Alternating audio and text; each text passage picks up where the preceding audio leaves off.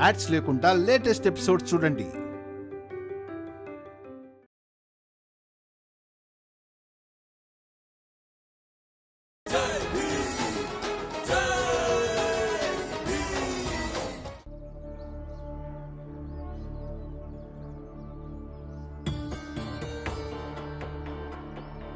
ప్రచండ దేవ్ గారు, మీరు నిజంగానే సమాజ సేవకులు. మీరు సత్పురుషులు ప్రచండ దేవ్ గారు. మీలాంటి మంచి మనసు, నిష్ఠగల వాళ్ళు, నిజాయితీపరులు, నిజమైన సమాజ సేవకులు ఇంకెవరు ఉండరు. ఇంకొక విషయం, నరోత్తమ్ జోషి మీరు చేసిన ఈ సహాయాన్ని ఎప్పటికీ మర్చిపోడు.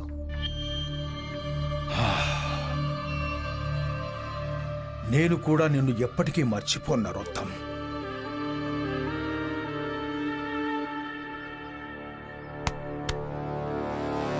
భీమరావు, ఇప్పుడు హాస్పిటల్లో మందులు అయిపోయాయి.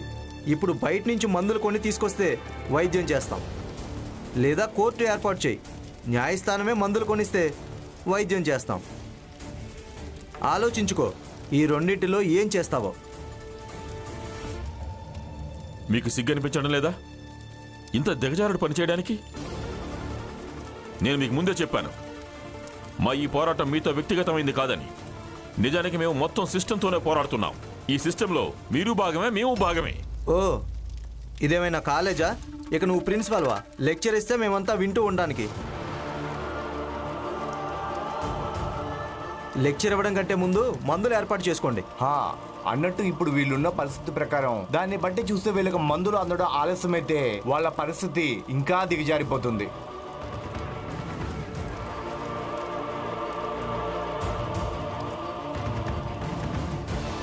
ఇలా చూడు, మా అందరి కోసం చైర్లు వేయించు, అలాగే మంచి చాయ్ పెట్టించి తీసుకురా. కూర్చుని చూద్దాం ఈ భీమరావు ఈ సమస్యను ఎలా ఎదుర్కొంటాడో.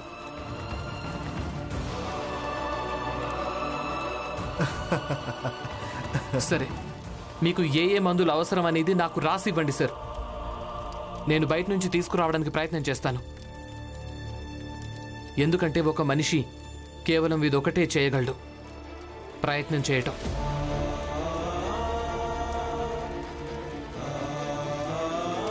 మీరు ఒక డాక్టర్గా బాధ్యత నిర్వర్తించలేదు, కానీ నా బాధ్యత నిర్వర్తించడం నాకు తెలుసు.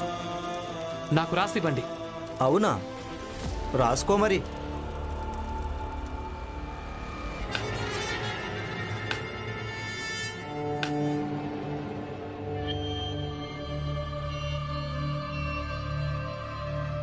సాహెబ్ గారు,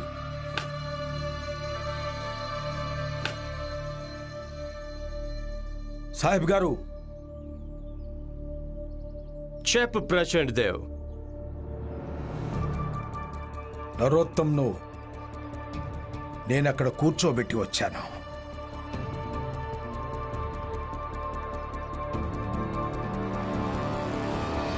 అన్నట్టు సాహెబ్ గారు, మీకున్న దూరదృష్టి చాలా అద్భుతమైనది. ఐ హాప్ నీకు ఏం చెప్పానో నువ్వు తనకు అలాగే చెప్పావనుకుంటున్నా. అక్షరాల అలాగే ఆ డబ్బున్న పెట్టి కూడా నేను తనకే ఇచ్చేశాను. సార్,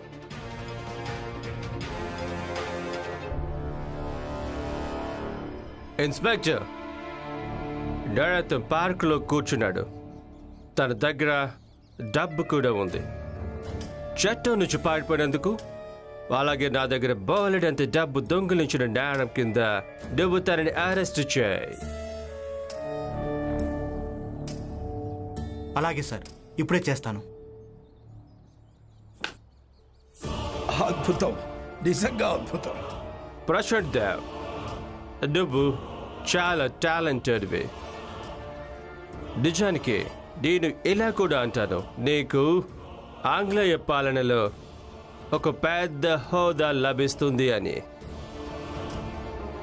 మీరన్నది నిజమేనా? నేనన్నది పూర్తిగా నిజమే. ముందుగా నరోతో నీకు తోడుగా ఉన్నాడు. ఇక ఎప్పుడైతే తాను ఎందుకు పనికిరాడని తెలిసిందో నువ్వే స్వయంగా తనకు వెన్నుపోటు పొడిచావు. ఇక ఇప్పుడున్న కాలంలో ఇది కూడా చాలా పెద్ద టాలెంట్. అవకాశం ప్రకారం తన ఇష్టాన్ని మార్చుకోకుంటే తను ఎప్పటికీ ఎదగలేదు. నువ్వు చాలా పైకి ఎదుగుతావు. ఇక నేను మా పెద్ద అధికారులతో నీకొక అతి పెద్ద బహుమానం ఇప్పిస్తాను. సాహెబ్ గారు, మీ ఆలోచనలతో పాటు మీరు కూడా చాలా గొప్పవాళ్ళు.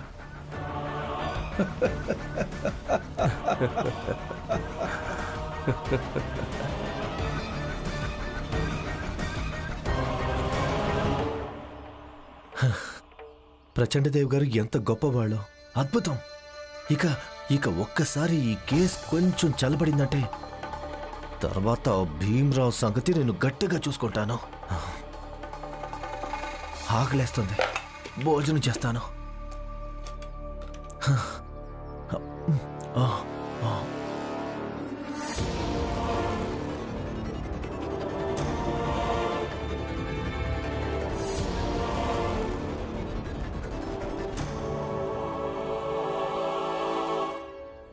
ఏమైంది?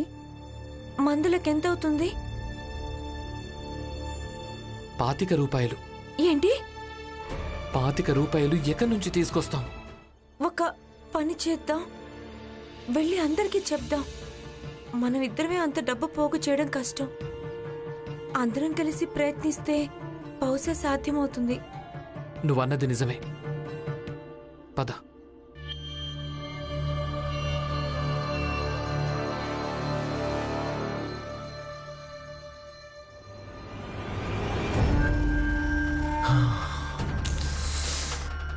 ప్రచండదేవ్ గారు ఎక్కడున్నారు? ఒక్కసారి నేను ఈ ఊపిలో నుంచి బయటపడ్డానంటే అప్పుడు చెప్తాను.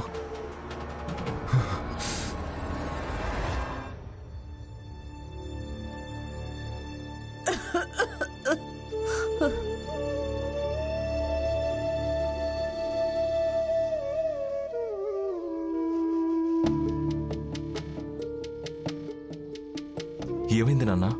అంతా బానే ఉందా? ఇప్పుడు బాగానే ఉంది.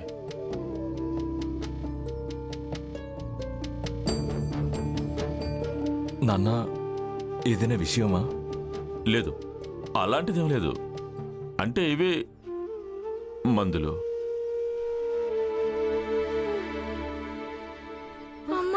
ఏమైంది దీపక్? చాలా తలెమైంది. నీకేం కాదు, సరేనా? నీకేం కాదు దీపక్. వచ్చేస్తున్నాడు అనుకుంటా. ఒకవేళ మీ అందరికీ మందులు ఇంకా ఆలస్యమైతే మీ అందరి జీవితాలు తిరుగుతూ కనిపిస్తాయి, ఈ లోకం నుంచి ఆ లోకం వైపు.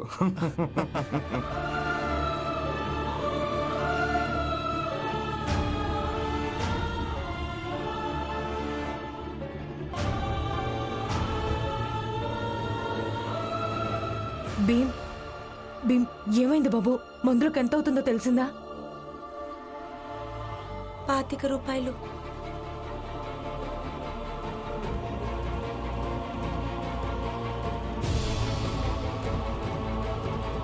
ఏంటి, 25 రూపాయలా? ఇవి చాలా ఎక్కువ. ఇంత డబ్బు మనం ఎక్కడి నుంచి తీసుకొస్తాం? ఇదిగో విను, ఒక్కొక్క కప్పు చాయ్ మళ్ళీ తీసుకురా. ఇప్పుడు నాటకంలో వినోదం పెరగబోతోంది.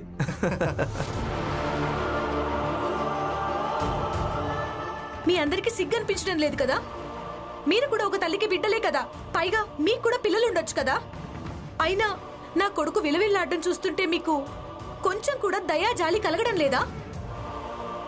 దయ కలగడం లేదు. మా అమ్మ నన్ను చిన్నప్పటి నుంచి కఠినుడు అంటుండేది.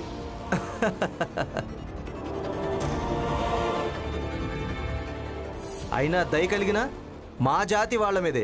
ఇక నువ్వు ఎక్కువగా మాట్లాడుకు. ఎక్కడ కూర్చున్నావో అక్కడే నోరు మూసుకునుండు. బాధపడుతూ ఉండు. అలాగే ఆలోచించు, మీ వాళ్ళందరికీ వైద్యం ఎలా జరుగుతుందో. చాలు శోభా, ఊరుకో. ఈ రోజు వరకు మనం ప్రతి సమస్యతో పోరాడుతూ వేగుతూ పరిష్కారం వెతుకుతూ వచ్చాం. అలాగే మనం ఈ సమస్య నుంచి కూడా పరిష్కారం వెతుక్కుని బయటపడిపోతాం.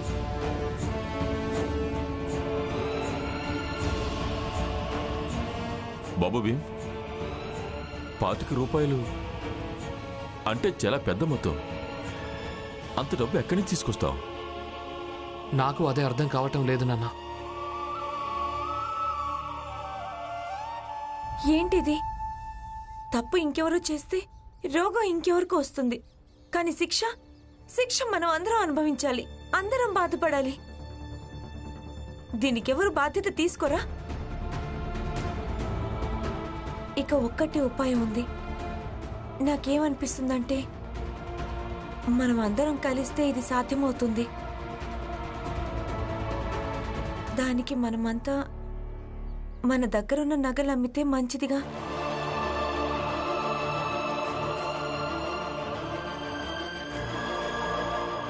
ఆ డబ్బులతో మందులు తీసుకొచ్చి మనం డాక్టర్ గారికి ఇచ్చేద్దాం.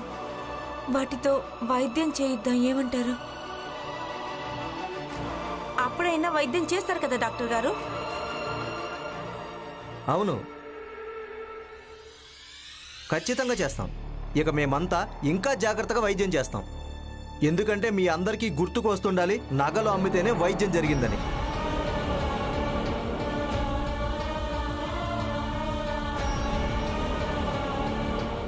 నా దగ్గర ఇంకో మార్గం ఉంది. దాంతో నగలు అమ్మాల్సిన అవసరం ఉండదు. ఏంటది?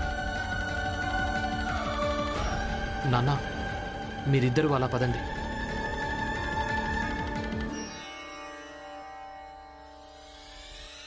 ఇక ప్రచండదేవ్ గారు కార్ తీసుకొని వచ్చారంటే నేను వెళ్ళిపోతాను.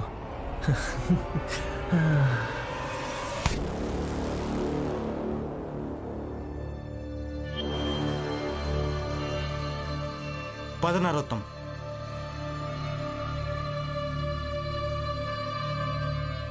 అరే, మీరా ఇన్స్పెక్టర్ గారు? అవునా, ప్రచండదేవ్ గారు మిమ్మల్ని పంపించారా?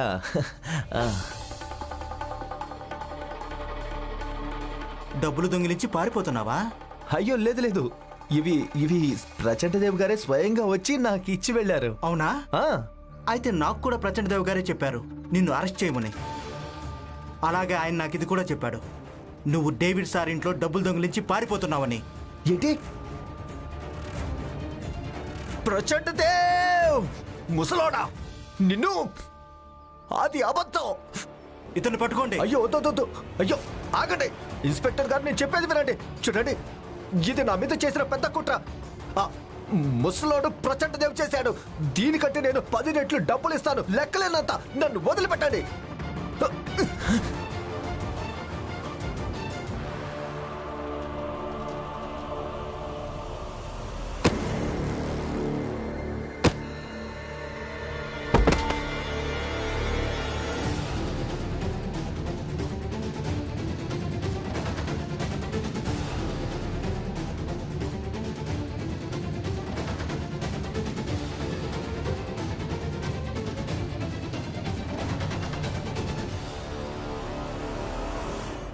నాన్న, మనలాంటి అభాగ్యులైన వాళ్ళందరి విషయంలో నగలు అమ్మటం అనేది చివరి దిక్కవుతుంది. అలాగే జబ్బు లాంటి సమస్య కోసం మనం చివరి దిక్కు వైపు చూడడం మంచిది కాదు. సార్, ఈ భీమ్రావు ఏం ఆలోచిస్తున్నాడు? డాక్టర్ గారు, ఒకవేళ మా భీమ్ తన మెదడుని ఉపయోగిస్తే మీ లక్ష్యం మరోసారి ఫెయిల్ అయిపోతుంది. చూడండి డాక్టర్ గారు, మేమందరం మీ అందరికీ చాలా గౌరవం ఇచ్చాం, కానీ మీరందరూ మీ కర్తవ్యాన్ని అర్థం చేసుకోలేకపోతున్నారు. మీరన్నది నిజమే. ఒకవేళ మనమందరం మన నగలు అమ్మేసి మందులు తీసుకొస్తే మనకు తర్వాత బతకడం చాలా కష్టమవుతుంది. మనలో ఉన్నవారి దగ్గర అన్ని నగలు ఎవరికి లేవు. వాటి నమ్మి మందులు తీసుకురావచ్చడానికి నాకేమనిపిస్తుందంటే, చెరువు దగ్గర ఏదైతే జరిగిందో దానికి ఎవరో ఒకరు బాధ్యులు ఉంటారుగా. మనం దాని ఆధారంగా ఏదైనా చెయ్యొచ్చు. కానీ ఏం చెయ్యాలి, ఎలా చెయ్యాలి?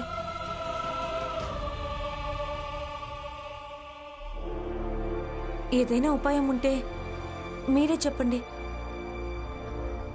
నాకేమనిపిస్తోందంటే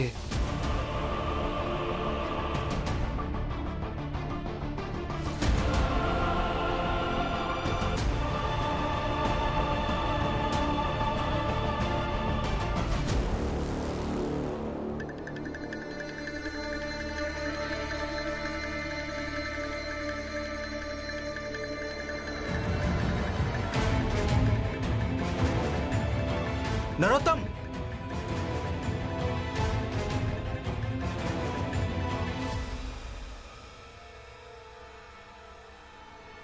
ఎక్కడికి వెళ్ళాడు ఈ నరోత్తం? నేను తన్ని వదిలిపెట్టడం. ఈ ఇన్స్పెక్టర్ నన్ను వదిలిపెట్టేలా లేడు. ఇప్పుడు ఇక్కడ కనిపించానంటే మళ్ళీ పరిగెత్తిస్తాడు. కానీ నేను ఇంకా పరిగెత్తలేను. ఏదైనా ఆలోచించు నరోత్తం.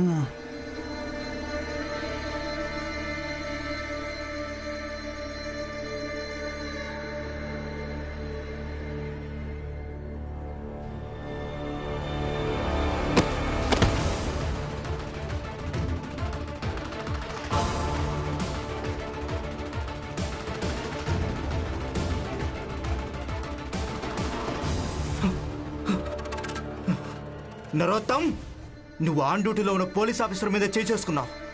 పైగా నన్ను ఇలా కట్టిపడేశావు. నిన్ను వదిలిపెట్టను. ఇన్స్పెక్టర్, ముందుగా నువ్వు విడిపించుకో. నువ్వే స్థితిలో ఉన్నావో చూసుకో. నన్ను వదిలిపెట్టనని అంటున్నావా? మూర్ఖుడా! అటు చూడు. ఇవి ఇన్స్పెక్టర్ ఇప్పుడు ఇవే డబ్బులతో దేశాన్ని వదిలేసి వెళ్తున్నాను. కానీ వెళ్ళడానికి ముందు కొన్ని లెక్కలు సరిచూసుకొని వెళ్తాను. నువ్విక్కడే ఉండవు. నరోత్తం, ఆగు! నరోత్తం! నాన్నా, రమ చెప్పింది నిజమే. ఎవరో ఒకరు బాధ్యత తీసుకోక తప్పదు కదా. చెరువులో నీళ్లు తాగి వీళ్ళంతా ఎందుకు స్పృహ కోల్పోయారు? ఇదంతా ఎందుకు జరిగింది? ఎవరో ఒకరు బాధ్యులుంటారు కదా. ఇక ఎవరు బాధ్యులవుతారు? వాళ్లే మందులకు డబ్బులు ఇవ్వాలి. తను నష్టపరిహారం ఇవ్వక తప్పదు కదా. ఇంతకీ ఎవరిదా బాధ్యత? అసలు తను బాధ్యత తీసుకుంటారా? తెలీదు. కానీ మనం ప్రయత్నం చేయక తప్పదు కదా. నువ్వొక పని చెయ్యి. వెళ్ళి జీజాబాయి గారికి ఏం చెప్పాలంటే ఇక్కడే ఉండి అందరినీ జాగ్రత్తగా చూసుకోమని చెప్పు. ఎందుకంటే మన వెంట రావడానికి ఆవిడ ఇష్టపడుతుందని నేను అనుకోవటం లేదు. ఇక మిగతా వాళ్ళందరినీ మన వెంట రమ్మని చెప్పు. వెళ్ళు. పదండి. అత్తయ్య, మీరు వీళ్ళందరినీ కొంచెం చూసుకోండి. ఎవరెవరైతే ఆరోగ్యంగా ఉన్నారో వాళ్ళు నాతో రండి. అసలు ఎక్కడికి వెళ్తారు? అయినా వెళ్ళి ఏం చేయగలరని. మేమంతా తిరిగొచ్చిన తర్వాత అప్పుడు మేమేం చేశామో మీకు చెప్తాం. కానీ ఖచ్చితంగా చెప్తాం. అందరూ పదండి. దీపక్, నువ్వు ఇక్కడే విశ్రాంతి తీసుకో. నేను వచ్చేస్తాను. మీరందరూ దీపక్ని జాగ్రత్తగా చూసుకోండి. పులియాక్క, దీపక్ని చూసుకోండి.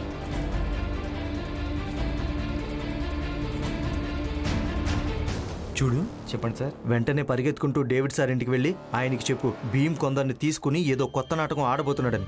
త్వరగా వెళ్ళు.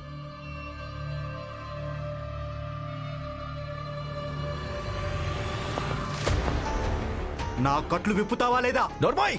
నేను ఇన్స్పెక్టర్ని.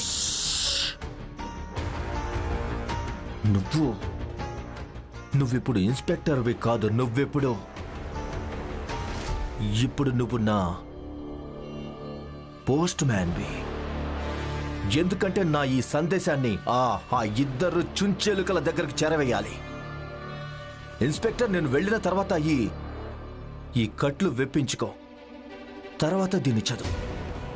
చాలా ముఖ్యమైన సందేశం నీకోసం, నీ సాహెబ్ డేవిడ్ కోసం, అలాగే ఆ మోసగాడు ప్రచండ దేవ్ కోసం. చదువుకో.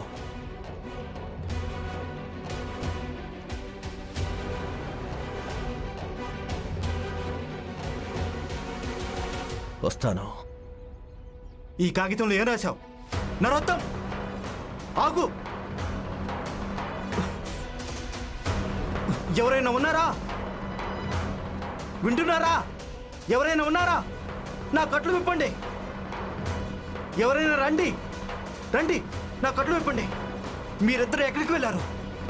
త్వరగా విప్పండి.